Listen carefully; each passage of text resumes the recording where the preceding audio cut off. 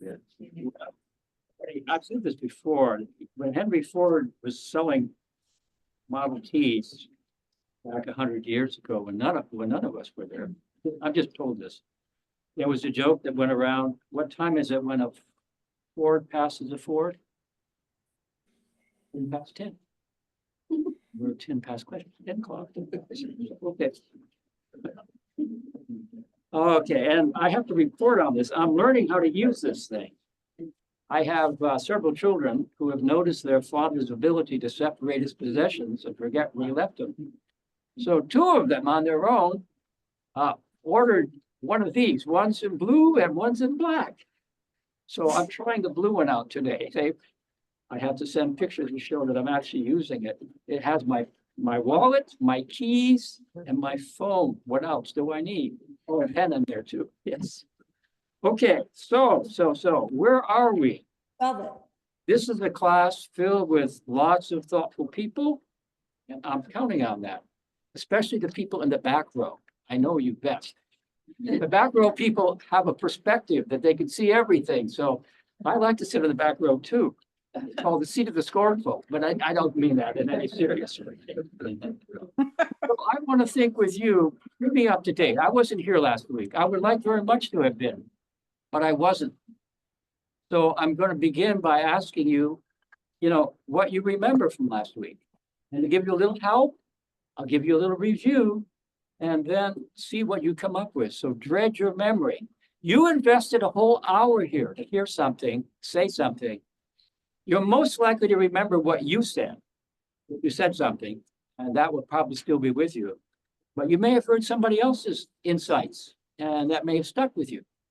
So if Sabbath school is to be less of entertainment, but more of education, and education involves lessons learned and retained, well, here we are. Okay, so last week, 20 years of childless marriage. Rebecca has no children for 20 years. My wife and I waited for 7 and got desperate. And I don't know about you, but 20 years is a long time to be waiting for a child to come. And then Isaac prays, and Rebecca gets pregnant. Prayer and pregnancy. And with twins, right? Yes. Not identical twins? No. Some of you know the biology of that. So one of them is Esau, a robust out-of-doors man. We read him as impulsive and restless, skilled hunter. And who was his favorite admirer? Do you remember? Yeah. His father. His father doted on this young man. And then there was Jacob, a homebody with sheep to care for. Now, that's not an easy job. He was his mother's favorite. Remember that? Yeah. Although I want to point out something you might misunderstand. Some of our pictures, yes, I should be putting this up, shouldn't I? Yeah, there they are. There they are. Somebody's idea. Notice that one is holding on to the other. That's the point. That's how we got the name. The grabber. And then there's Esau and Jacob as adults. And we think of Jacob as kind of a weakling. But at least 3 times in the stories that we have read and will read, Jacob is a man of immense physical strength.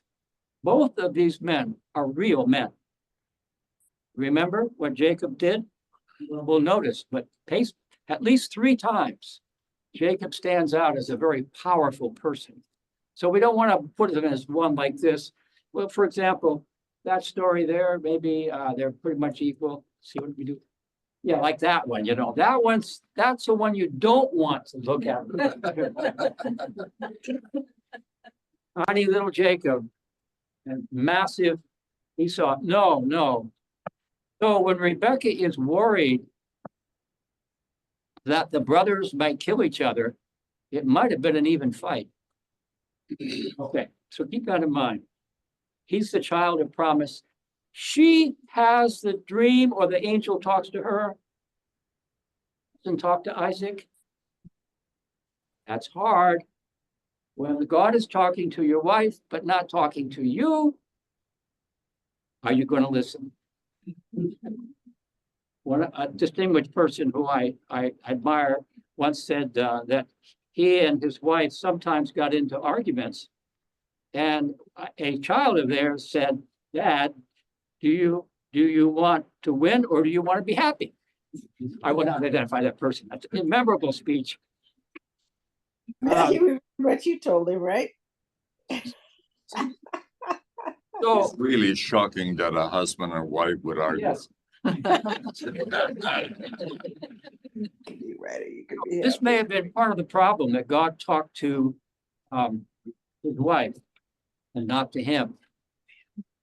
I remember one time when I was trying to decide whether I would accept a responsibility in another state at another level of education. I was down to 5 minutes before noon and I had to make up my mind.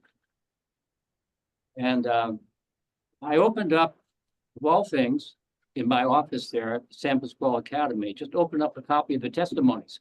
And it came to Brother B, your delay wearies the angels. I picked up the phone and called my wife. And she said, "How do you know?" Well, she said, I told her, I opened this up and I took it as a word from the Lord that I was to go to Walla Walla College. She said, "Well, God talked to me and told me that." I didn't put up with that. She heard a voice. I found scripture of sorts. So keep in mind that the story has certain tensions right from the beginning between the father and parents. And then Esau basically gives away his birthright.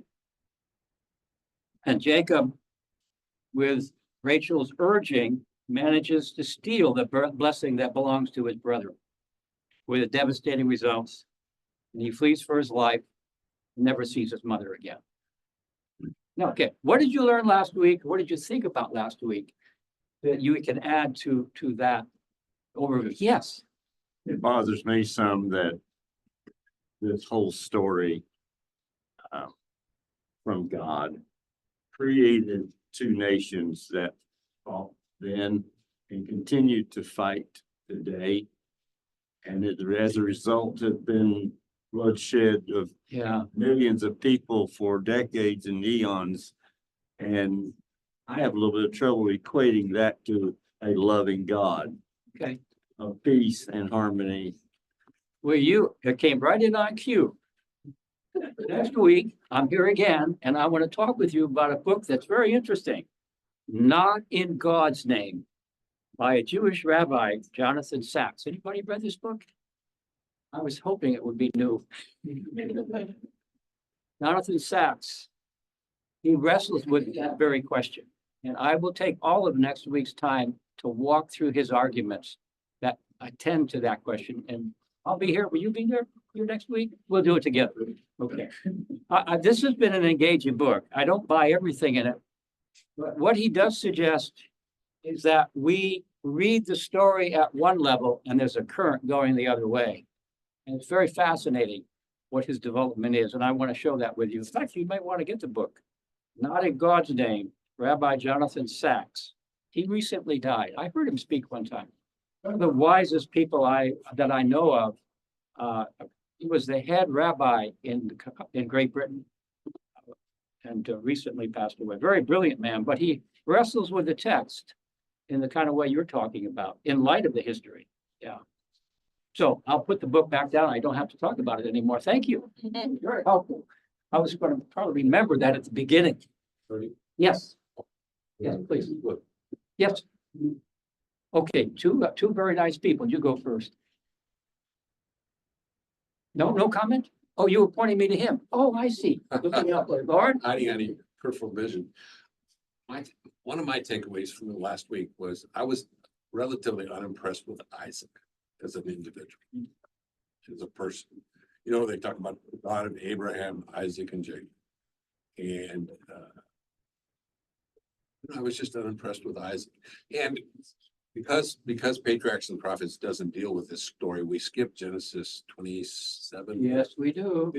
Isaac and Abimelech. Oh, yes, same mistake as his father. Same mistake. Listen, you're really beautiful, Rachel. When we go in here, you tell him you're my sister all over again. Learned it from his father. Well, I guess so. Yeah. Anyway, that's my take. He does seem to be less of a dominant figure Yes. Although if you notice what he does in one of those chapters, he was with his flocks and he's going someplace and he finds the wells that his father had dug and he uncovers the wells. And the people there say, no, no, no, you go. This is not. That happens 3 times. So he has to keep moving and moving and moving because he doesn't get in fights with the people. He says, okay, the well's yours, even though my father dug it. So there's something about him that does seem to strike you as a person who does have some good qualities. Maybe he knew when he was outnumbered, but clearly the scripture makes a point saying that. Anything else? Yes.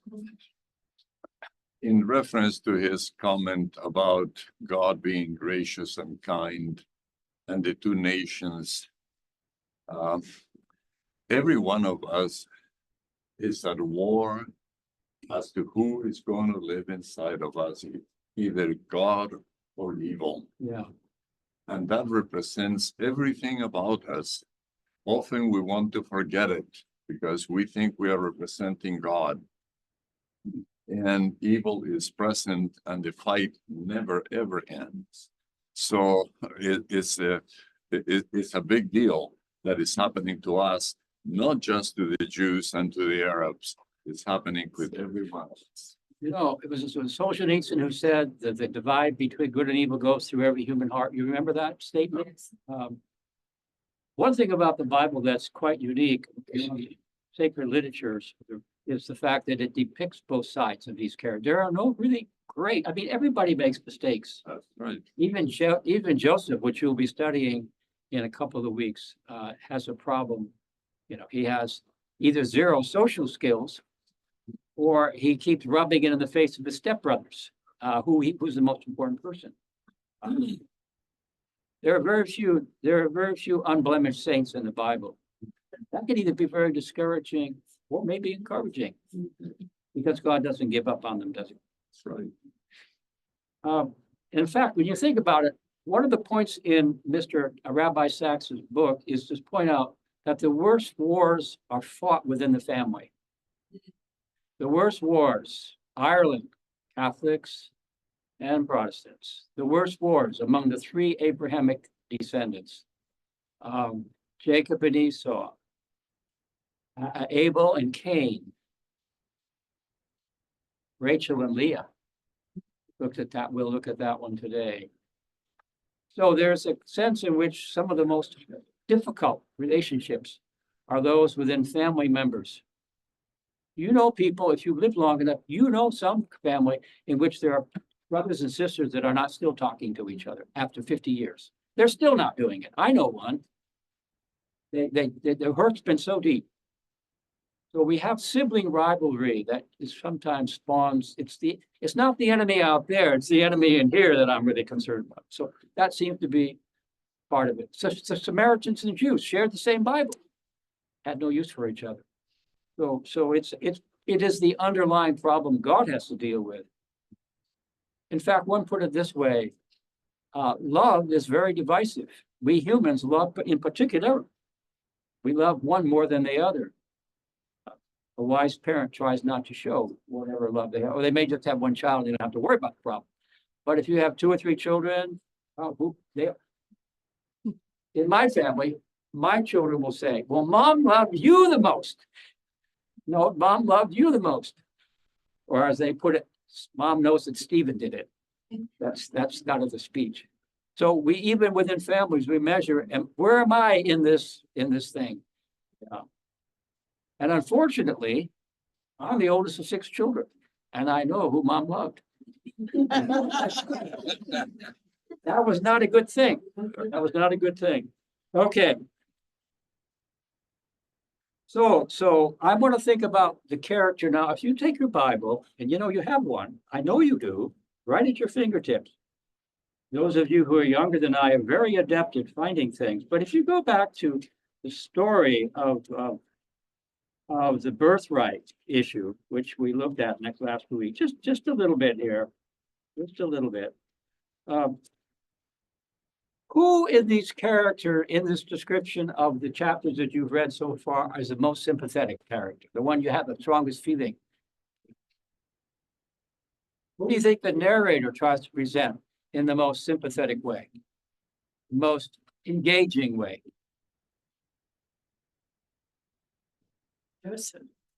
I'm not going that far. I'm just looking at the story of Jacob and Esau and the parents. I would suggest it's Esau. You know, the Bible writers did not get inside of the emotions overwhelmingly. We are an inside people. We always want to know what people are feeling. The biblical writers want to know what people are doing.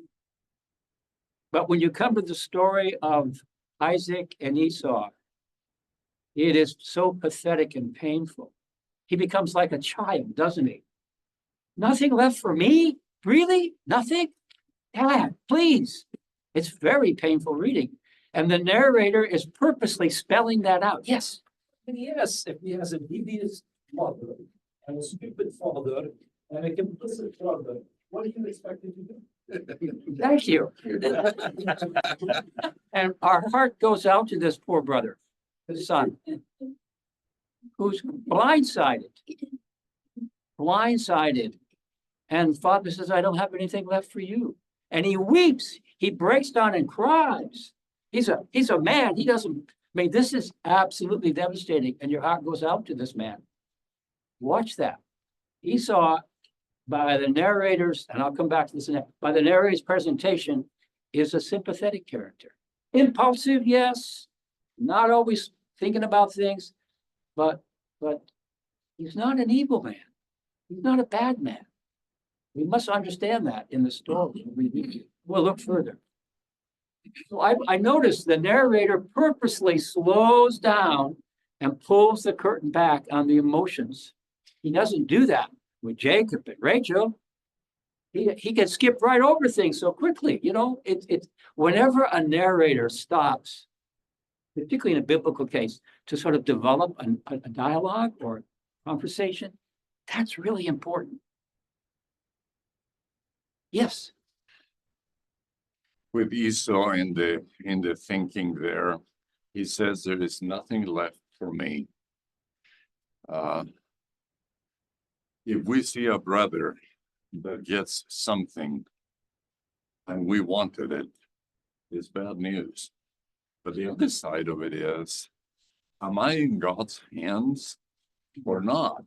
And if I am in God's hands and the brother got it, I am sure that God has got a plan for me in life yet. And it seems like Esau just goes blind on the thing in the same way that I do. I'm glad you added that last part, because you're not sitting in judgment on him. You're saying you stand with him. Well, when you think about it for a minute, I'm going back to your observation. What if Jacob had not said, he was a very compliant mother. He did what his mother said, and later he does what his wives say. He goes along with the women, and it gets him into trouble, ladies, sometimes. And this is one of it. What if Jacob had said, Mom, I can't do that. We have to trust God. He said that. He didn't really say it. He said, this is going to be hard. How am I going to solve this problem? So he doesn't actually say, Mom, this is wrong. No, he doesn't. He goes along like an obedient child. And what be interesting to think what would happen if he'd said, Mom, we can't do that. We have to trust God. Didn't do it, did he? Oh, yes. I don't know if this is relevant, but it just strikes me. Isaac appears to be passive. Yeah. Rebecca appears to be assertive. Why? We don't know, but it gives the impression that Isaac never had a conversation about God's promises to Esau. All these years, surely they did.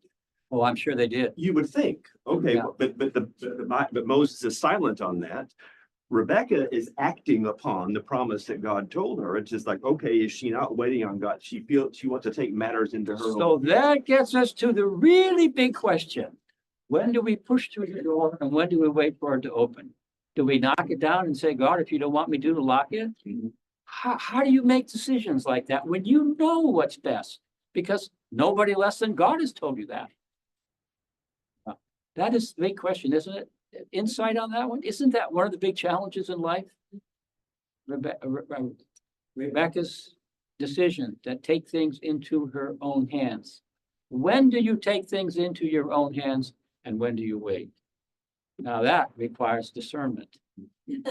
But would you say, there was a hand here, I'll stop. Yeah, somebody had their hand up just now. Yes, To Isaac have said, this is totally wrong. Let me start over. I mean, Isaac Yes. didn't know it was that he didn't have the right child. He knew that in the end that it was a wrong person. Did he know it was a wrong person? Well, his wife heard something from it, she said was an angel. Well, Esau said, look, this is wrong. See, we're doing, Yes, and Esau said, bless me too. So Isaac knew that he had blessed the wrong person. Couldn't he have said, you know, this is a falsification. Let me start over. so in that world, your word counts. Even if an oath counts, never mind the motive, it's the words that count. We work in a different framework. We say, well, your motivation wasn't right, so what you promised doesn't count. In their world, an oath is an oath. You make your word, you speak your words, and you stand by them, and you can't retract them. Well, who is the final arbiter? Isn't God the final arbiter? Well, that we see, we find that. That's what happens in the story. So just hold with me for a minute. What we're doing is we're Monday morning quarterbacking, and it's so easy to do, isn't it? What if, have any of you done any Monday morning quarterbacking on your own lives? Oh, my goodness. Yes, yes, that's very true. And I understand that in a new way. So that is true. We are Monday morning quarterbacking with the benefit of the chair and hindsight. And we're right. But we would probably be tempted to do the same thing in those circumstances. That's the lesson. Watch out. You're vulnerable. Reader, you're not just smarter than these people, you're like them. That's part of what the story is telling us. This is not a story about some people who messed their lives up. It's a story about us. In the final analysis, it's about us. That's what the narrator wants to, that's what the gospel writers write. This is a story about us. So thinking any more about that, I'm watching the enemy on my phone here. Used to be up there where I could see it without looking down, so you wouldn't know I was watching the clock. Up here, I have to peer down and look at my. So I'd like to think, what did you pick up in Patriarchs and Prophets as you read it on this material? Now you got an assignment, right? What did you pick up in? We've talked about what it says in Genesis. What did you pick up in Patriarchs and Prophets as you read that chapter 3? Anybody want to comment? What came through? So I took my copy. It's appropriately aged, not necessarily from use. And I look at it, and as I see, so she points out, like you did, that Jacob didn't quickly accede to his mother's request. He was distressed, he says, by deceiving his father. And he felt it would bring a curse rather than a blessing, Ellen White suggests. But his scruples were overborne, and he proceeded to carry out his mother's suggestions. It was not his intention to utter a strict falsehood. But once in the presence of his father, he had seemed to go too far to retreat. Niagara Falls, over he goes. And so is this Esau? What does he say? Yes, yes, yes. In his best Esau voice, which was not good enough, was it? No, we know that. Now, by the way, Isaac by this time is very infirmed. He's in his bed. He can't even get up. He has to be in a bed. We find that out when Esau comes in. He's in his bed. He's not well. He's an old person with physical disabilities. So the story is this, and then she goes on to suggest that Rebecca repented bitterly what she did. They paid a great price for it. They pulled it off and paid the price. Pulled it off and paid the price. That's almost poetic, isn't it? That's truth. She never saw him again. So, and of course, they really had to move fast, didn't they? Rebecca was a great administrator. When something needed to be done, it got done. It didn't wait for a long time. Let's get it done today, right now. And off they went. The rest is story. And of course, Ellen White talks about Esau's problem with his appetite and its impulsiveness and so forth.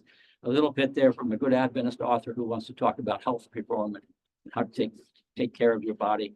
It's the forerunner of creation health, which, by the way, I have the privilege of encouraging my graduate students who are struggling with major assignments that overwhelm them as they drink from the fire hydrant.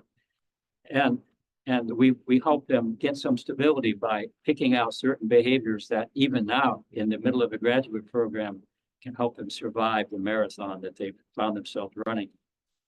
So, okay, so let's move to this week. And to this week, I've actually written a little summary for you. So just to bring it all back. Not long, promise. For today's discussion, you were assigned to read 4 chapters in your Bible.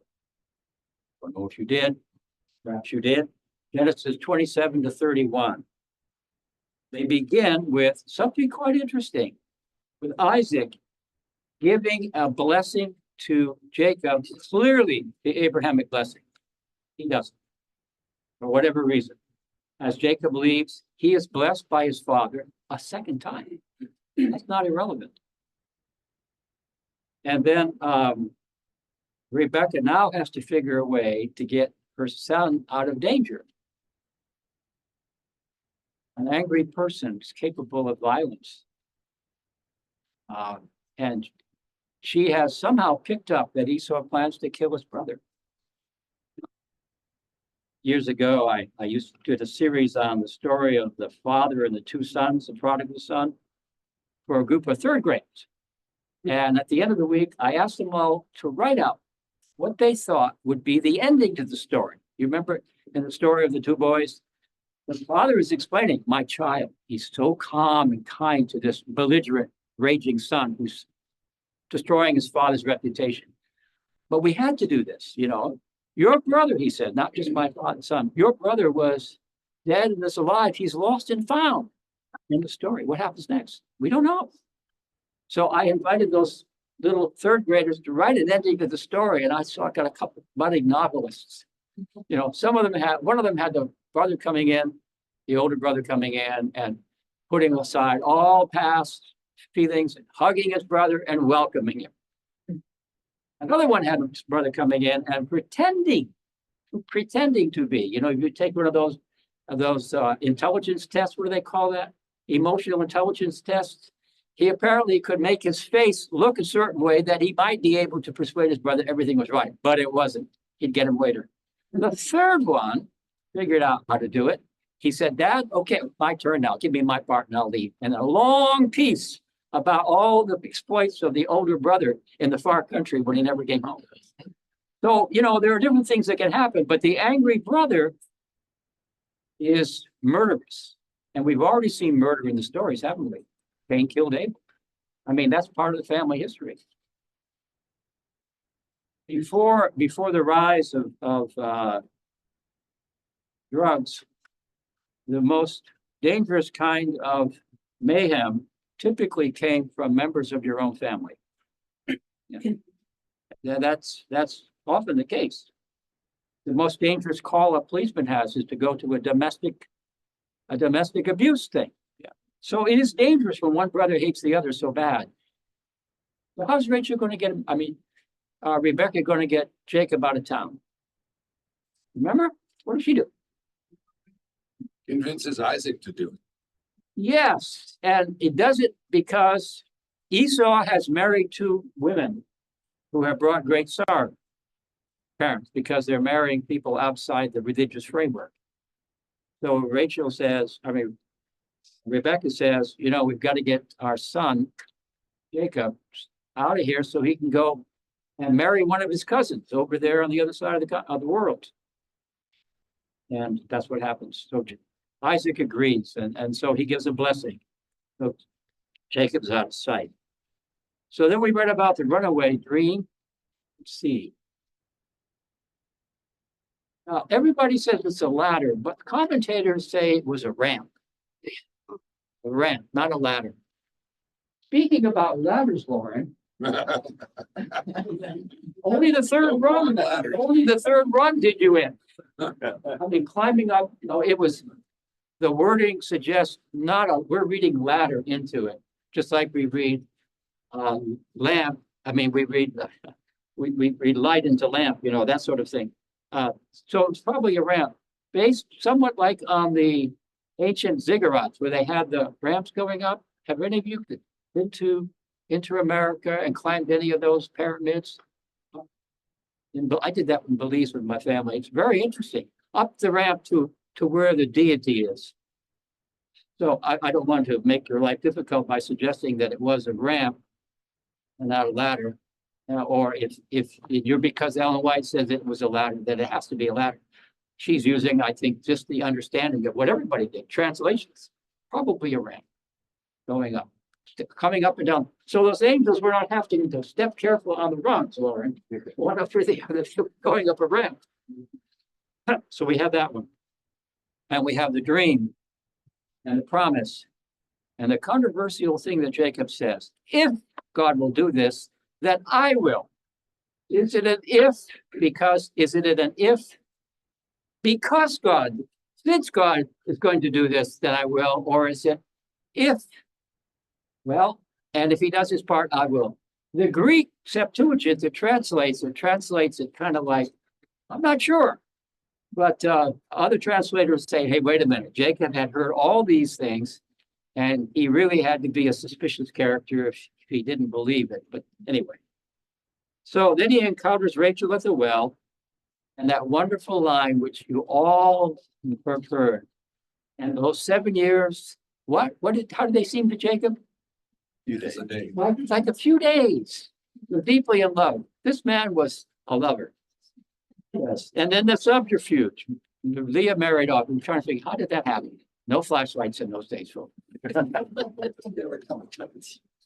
Wakes up to the wrong women. And he's very upset. Laban strikes a deal. Remember, Laban strikes a nice deal and then says, look, I won't ask you to wait 7 years before you can marry her, but you got to wait at least a week with Leah. And then after you get to marry Rachel, then you will have to spend 7 more years. Sort of a debt you'll owe. That's how it works. So he has both wives after 7 years. He works 7 years more to pay off his not say mortgage, his dowry. And then something happens. But in the meantime, we have tragedy because the sisters are in conflict. Did you notice how rich and full that description was? Child after child, Leah keeps coming up with a speech. Finally, he'll love me. Maybe this time he'll love me. She keeps thinking, 4 children, 4 boys. Great, 4 boys. And Jacob's heart is still solidly stoned. He's still resentful of her. That doesn't say he was abusive, but she didn't have his heart. And then they come up with an idea, don't they? It says that she had no more children after that, those 7, after those 4 children. Well, it may well be, actually she had 7 altogether. It may well be that he was not spending any time with her. That's why she wouldn't have any children. And you know, the sisters go at it. They become enemies. They talk words like that, just really strong words about each other in the same house. Can you imagine any man living with 2 women at war with each other who are sisters? Each of them knowing that their status and destiny depended on having children. Except that Jacob loves the one who doesn't have any. And finally, what does she say? Give me what? Children, or I'll die. I die. She is desperate. She wants more than Jacob's love. She wants children. And then you know what happens. They each have a slave girl that they were given at their marriage. We mustn't think about race, and we mustn't think about servant. These were slaves, probably from a neighboring country. So when we have the word servant in King James, we like that word. When we use the word slave, we drag in our own history. Do neither of those things. They were slaves, and it was accepted. And the slaves become Jacob's consorts, concubines, with their owners' demands. So we get 4 more kids. So now we get up to 11 children. And Rachel says, give me children or I die. And those of you who know the story, give me sons, plural, or I die. What happens to Rachel? when the next one comes. She dies. There's a kind of irony when you read these texts. Careful what you ask for. I'm not saying that God did it. I'm just saying the story shows a certain kind of pain. What was interesting to me is their concept of infertility being God closing the womb, and then when you have the child, God. Oh, wouldn't that come up in our context? All of us people who know and work at Advent Health. The biblical world sees God very directly involved. And we want to think about some other things. Everything that happens, God's in charge of in their world. I'm reading a book right now. I should have brought it with me. That's one of the books I'm reading. So by a fellow named, I'll think of his name, Ben Witherington. He's a great biblical scholar. He married a lady from Africa, spent time there. He's not African, but he's written a book as a gospel scholar. He's written a book called Miracles. Actually, it's a 2-volume book called Miracles, in which this New Testament modern scholar tries to show that miracles are still happening. It'd be worth reading that book and see what you think.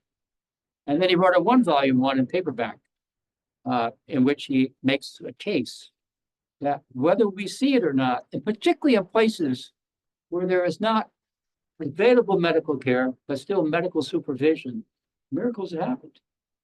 Charismatics, Catholics, non-Christians, miracles seem to happen. Why they happen to some and not the other, that I'm only 50 pages in right now, but it's clear, I've read the back part, he doesn't have an answer to that question either. So the idea that everything today we can explain away as God is following natural processes, there are some voices that still say miracles happen. It's just like dreams. Dreams. Does God talk to you in dreams? I taught one summer in Singapore. It was a delightful experience. Of course, I learned a lot. So we were working through the Gospels, and I asked them, now, how many of you have had a message from God in dreams? And hands all over the room. I do that at Walla Walla. How many of you had God in the dreams? Oh, maybe 1 or 2. So if maybe back to your point, God meets people where they are with what's available. That's kind of fascinating. So they do have dreams. They think it's from God. They get guidance. They act as if what. Now I have dreams every night. I start dreaming before I'm asleep. Normally. And I'm usually a fairly decent guy in my dreams, but the missions I'm on are, I tell you, I meet people in my dreams that I've known in other contexts, and I wake up and say, now, wasn't that interesting? I did have one dream one time that I thought was from God. I was after my father died, and I dreamed that my father came and talked to me. That was powerful. So now, finally, Rachel bears a son, Joseph. Okay. So moving quickly. First, we're getting pretty fast. Okay. So as soon as that last child is born from Rachel, Jacob says it's time for me to go home. I have a son, my wife, we're going to go home. Be with dad. And he goes and approaches Laban, and Laban said, well, I don't know. I mean, it's been pretty good for both of us, hasn't it? I don't want to see you go. And, you've been here and done very well. And so they set up some wages. And if you read this thing through, you scratched your head, didn't you? All this about the streaks and the colored sheep and goats and so forth. Subterfuge. These two guys, they're both capable of undercutting the other. So you're reading about, there's no honor among thieves, they say. Now, to be true, Jacob can honestly say, I took care of yours, didn't take any of yours, but I made sure I got more of mine, or I thought I did.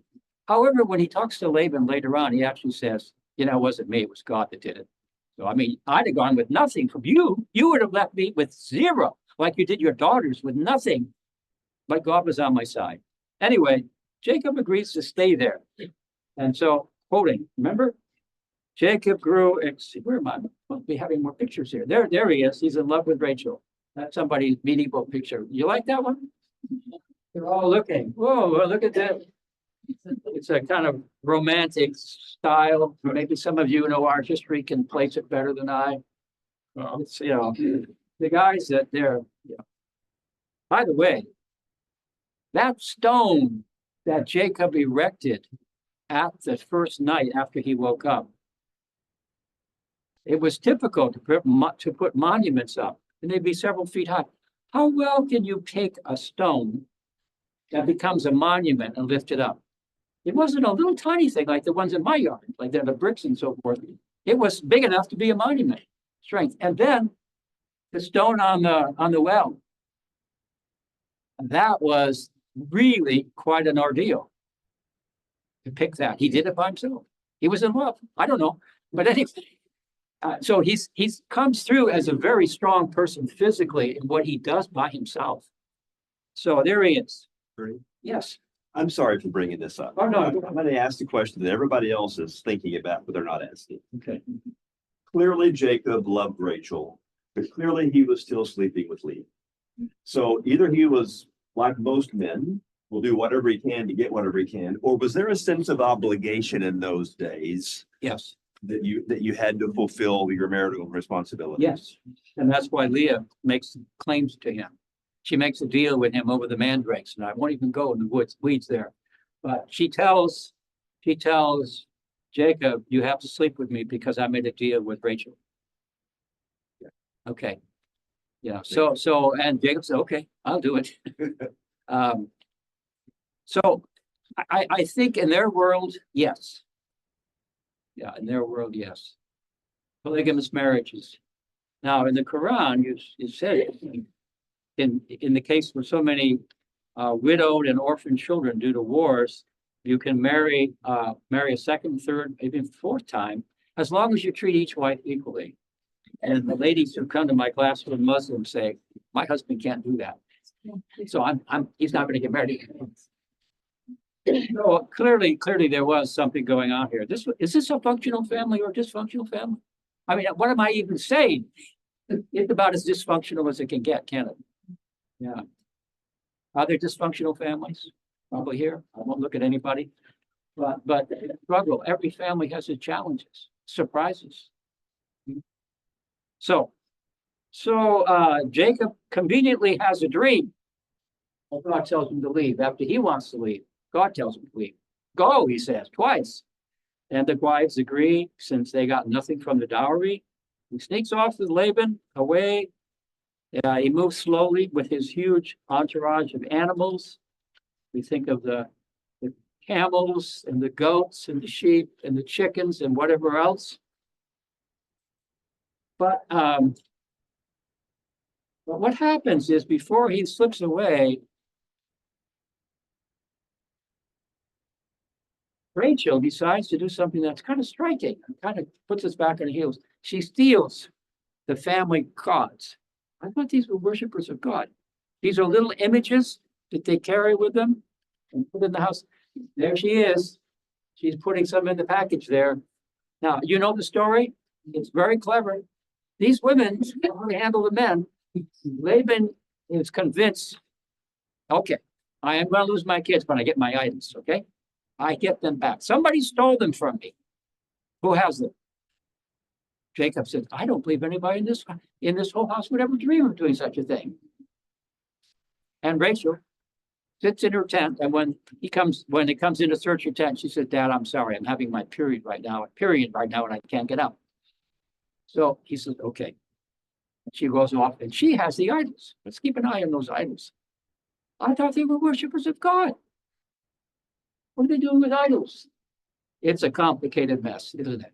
They still are not clear on a lot of things.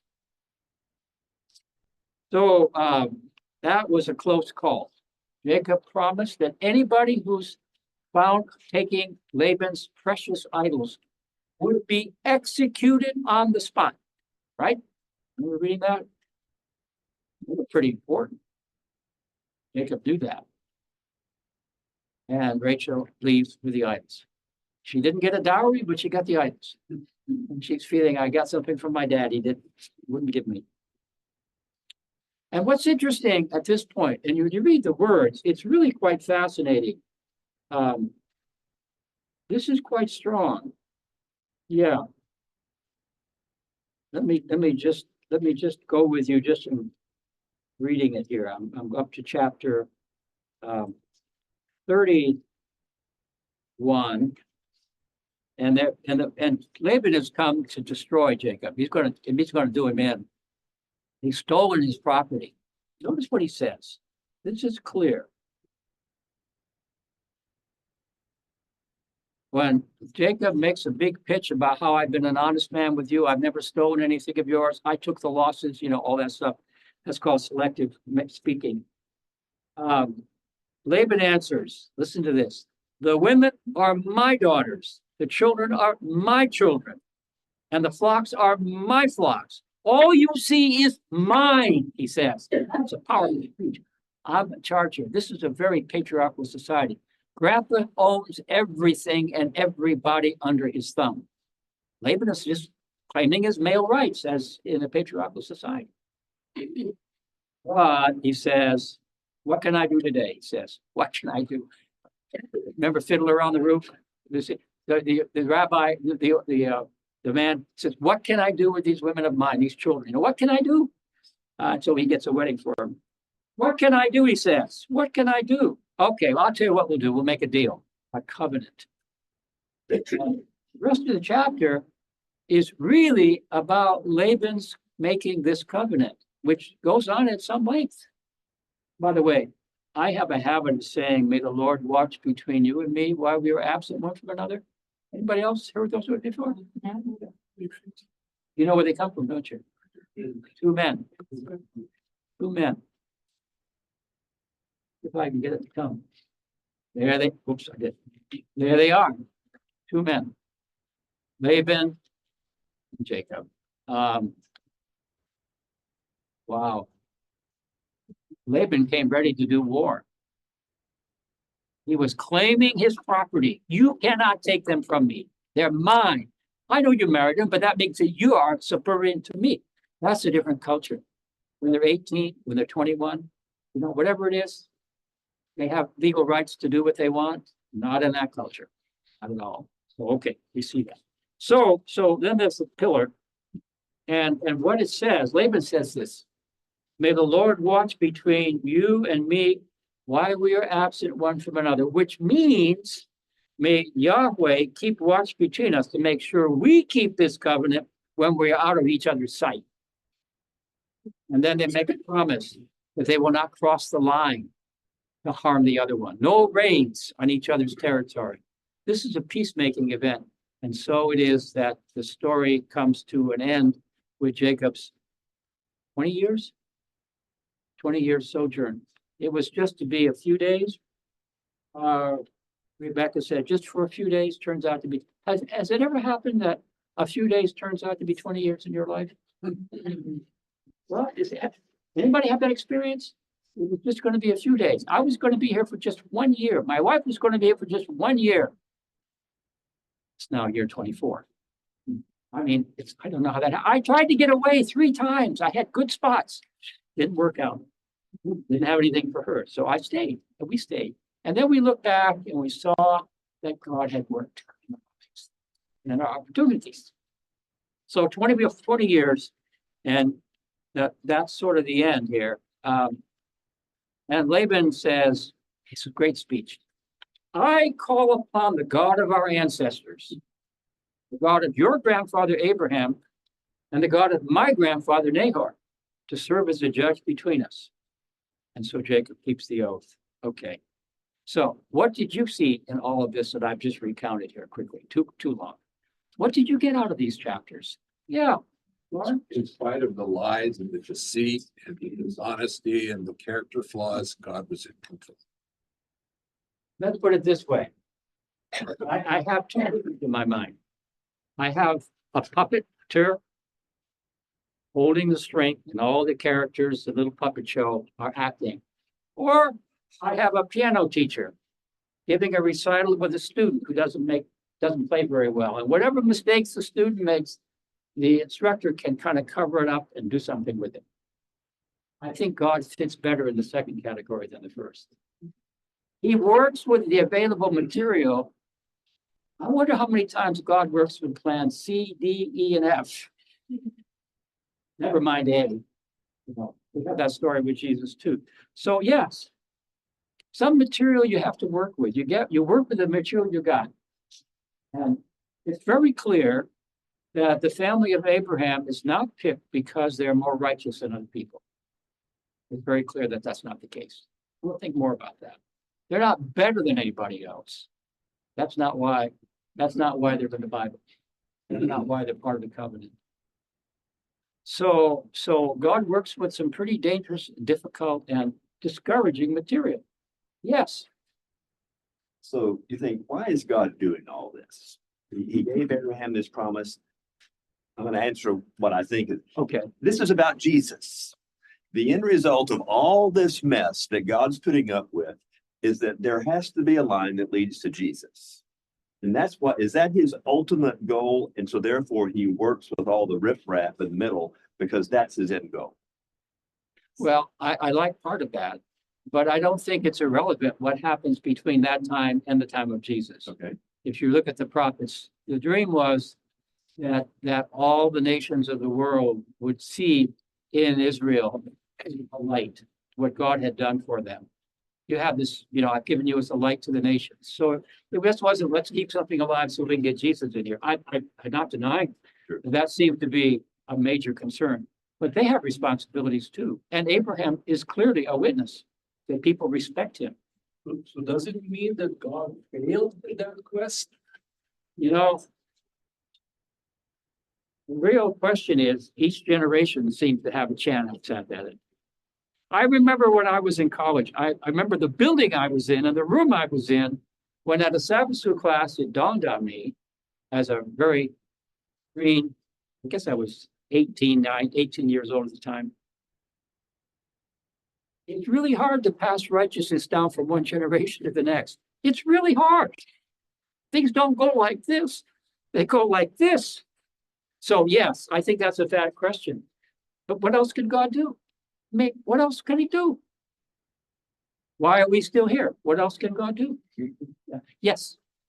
I think it was very interesting that God sealed the deal with Rachel having the 12th child and being ending the number of 12 tribes. Because we see that number, it's like God had that number in mind.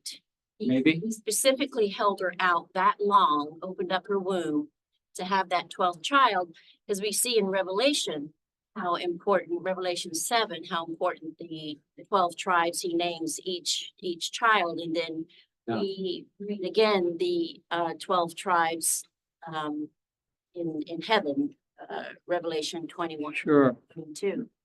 It's almost like God has had a plan all along with that number, and he was holding out the best for last. Well, that's an interesting idea. I'm not sure which comes fast, which is first, the horse or the cart here. It may well be that there were 12, and then Jesus picks the 12 to actually say that the 10 lost tribes will be coming back. He's going to restore them. 12 tribes. So, but if it had been only 7, I don't know. I mean, it's interesting speculation to go from the end and extrapolate back. But I don't know that we can say God had to have 12 in order to have it work. Maybe. I mean, that's a good point, but I can't follow you all the way. I think you would put the cart before the horse if we do that. This is what God had to do. But, I might be wrong. Yes. The legalist always says that what I do is just really righteous. The Bible says that the only righteous is God. There isn't anyone else that is righteous. We look at the stories of these men and their fault, and they are challenged. We are challenged because the reality of it is that since there is no one righteous, I'm a sinner, and the only one that can fix that is God. And we keep trying to modify the behavior instead of allowing him to come and change the heart. Okay, I like what you say. I would point out something. You're the light of the world. A city on a hill can't hide. That's right. Let your light so shine before others that they see your good works. And thus praise your Father who's in heaven. So that's the other side of it. Yep. We are still, and the rest of chapter 5, I love the Sermon on the Mount. You know that, some of you know me. But the rest of chapter 5 tells you how you're supposed to let your light shine. None of it's easy. Chapter 6 said, no, you don't do it that way. That's the easy part, being religious. So apparently Jesus challenges even sinners to live in such a way in the presence of God, with the aid of God, that their lives will have an impact on other people, especially when they are mistreated. And it's especially, if you want to look for a possibility to witness, Jesus says, wait until you're mistreated. That's your chance. How you respond to what's not fair, unjust, and so forth, is probably your best opportunity to be like Jesus and share the light of what it means to be his follower. So yes, works don't save, but works rightly performed through the Spirit are a compelling witness. They are a compelling witness. So I mean, I'm wanting to keep both sides of that. I think see that, you know, I have the priority. I would like to challenge it a little bit, you know, because you need it. And they thought that You're talking to Jesus now. I'm looking at the Sermon on the Mount. I'm not trying to make this up. yeah, I would have been, I mean, he said, but then they see your good works. Yeah, well. So listen, if your religion doesn't do anything for you, why should I be interested in it? If your religion doesn't change the way you behave and act, if your relationship with your God doesn't work, I'm not sure I'm interested. So there is a sense in which the proof of the pudding is called the fruits of the Spirit. Love, joy, peace. So you're right. We know you got the starting point, but the flowering of that experience ought to be different. It won't be perfect. Christians should be the first ones to say, I was wrong, and go on from there. But there has to be something that shows up in a person's life that shows that they have been with the Lord. And I think those two things are always, but we don't do that in order to impress God. We may not even know we're doing it, like the people at the end of the story, when the sheep and the goats are gathered together, and Jesus said, well, come on in, you took care of me when I was in jail, I was naked. And they said, I don't think we ever saw you. Well, I was there in the presence of those others. So their deeds are not done to gain salvation. Their deeds are not done to impress. Their deeds are done because persons are in need. And from that, yes, I think you may have the last one. How long can I go? I'm there. Okay. Our challenge today is still always living for God, to let him use us and not being about, about us, being about. Not about us.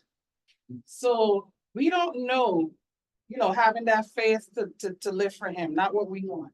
So we don't know if Leah was supposed to be his wife, because Jesus came through her line. Mhm. So, So again, we have to be careful that we don't put the cart before the horse. We don't know what it would have been, but your point is well and we're taken. always being challenged, the great, I always go back to the controversy.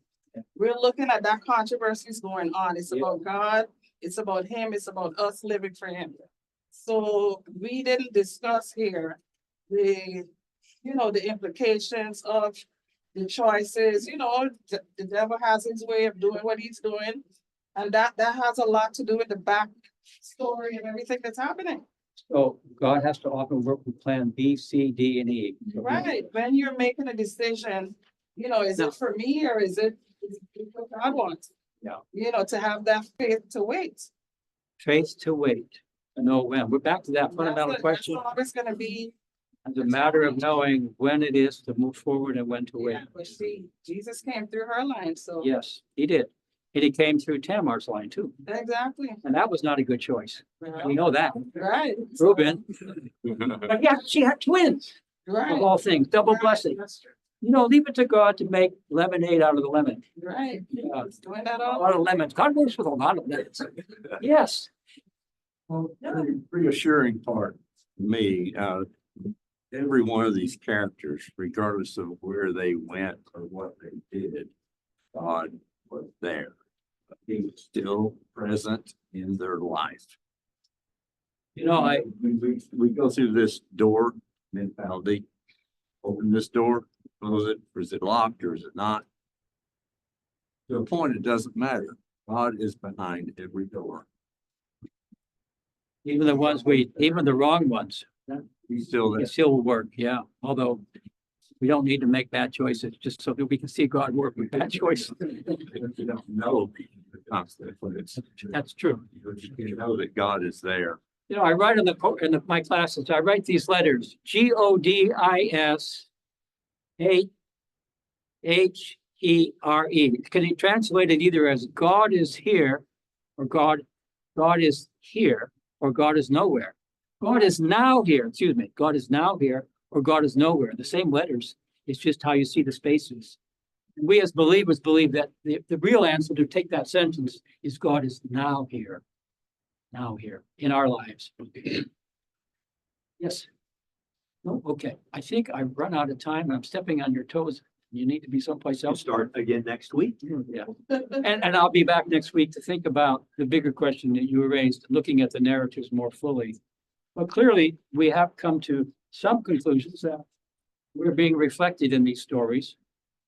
And God is being present in our lives. Well, two things. We're being reflected in these stories. God is present in our lives. Let's say them as Benedict. May the Lord watch between me and thee, while we are absent one from another. Amen. And we have transformed that.